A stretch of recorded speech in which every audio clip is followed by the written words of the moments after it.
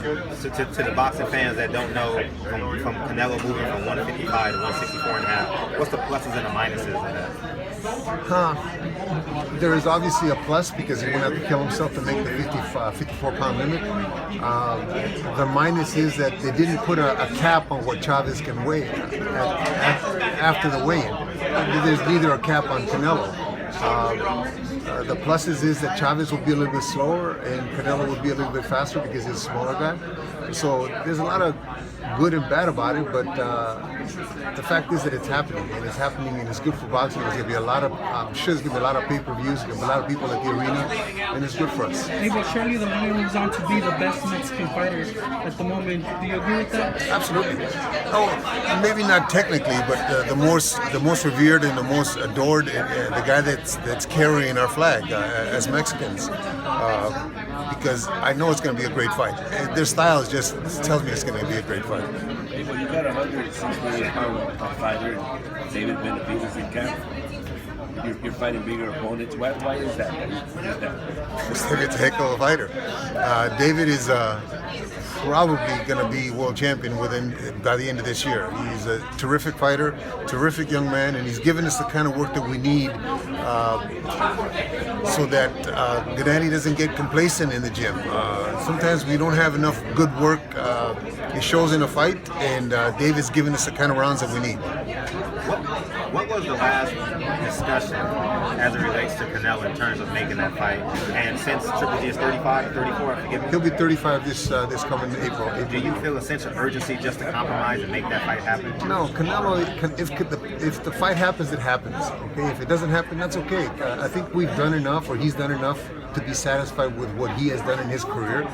Obviously, it's a business, and if it happens, we're all going to make a lot of money. But if we don't, we're not going to. We're still doing okay. Obviously, yeah, we're still doing okay, and he will have his records that he's trying to break, and hopefully he matches the great Bernard Hopkins' record of 20 defenses. If he doesn't breaks it, I mean that's really more. That's going to be remembered more than the millions he made. So you mentioned that. Who would you say has a better resume, Canelo or Triple G, in terms of opponents? I would say Canelo has fought the more known opponents, but Canelo hasn't dominated his division like Triple G has. Does he have a division? Well, wait a minute.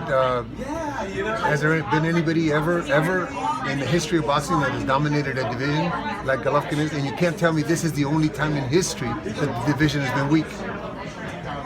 The height difference, but it's going to be the weight difference too, not just the height difference. And if he does the weight correctly, if he doesn't kill himself the last week, Chavez, and he has 12 rounds in him, he's going to scare Canelo a couple times. Hey, but a lot of people feel that he's taking on Chavez Jr. to kind of measure up Gennady Golovkin. What do you say to the people that have that in mind? That's kind of a measuring stick for Gennady Golovkin, Chavez Jr. You mean Canelo's taking that? Yeah, Canelo's kind of measuring. They're two different kind of fighters. I mean, Chavez is a heck of a lot bigger than Golovkin is. There's really no comparison, but it is a tough fight in the sense that he's taking that kind of fight to measure himself as far as is he durable enough to go the 12 rounds with a big guy like that? Yeah, you could say that, but two totally different fighters. How much does Nacho Beristain have a stake here? His reputation, I would assume, being that he's taking this fight. He's been critical of Chavez Jr. as well. He feels he has a lot of talent, but it's going to take a little more dedication.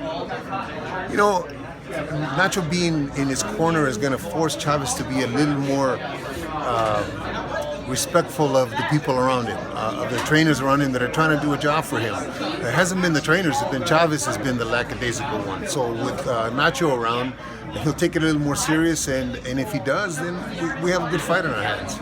Did it surprise you that he was willing to move up for Chavez Jr. and when the first negotiations came to Gennady Golovkin, he was asking him to move down? Did it surprise you? No, I'm not surprised. This is a business. It's the same as we were going to fight Froch at 168. You know, when you're talking about 80,000 people in an arena compared to nothing, it's a business, and that's a good business move for Canelo. Tough business move for Canelo, but it's a good move. Where does this fight fall along with the rich Mexican tradition in boxing? Where does it fall along Canelo-Chavez Jr.? I think that it's a fight more important for Mexico than it is for boxing, because it's going to give us a supremacy of who the middleweight or who the actual star is in Mexico. Not necessarily a middleweight, just a star.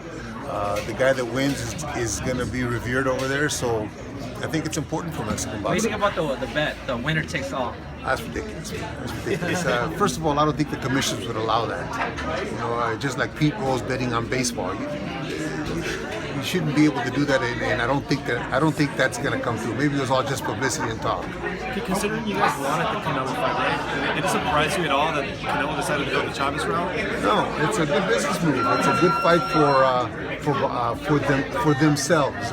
When we were talking about fighting Froch, we're talking about fighting Froch at a different weight, only because we're going to put 90,000 people into Wembley. So no, it's a great move for Canelo. It's a great move for Chavez. Chavez hasn't really done much and looked good in the last 2 or 3 fights, but he's going to make a lot of money, and so is Canelo. That's what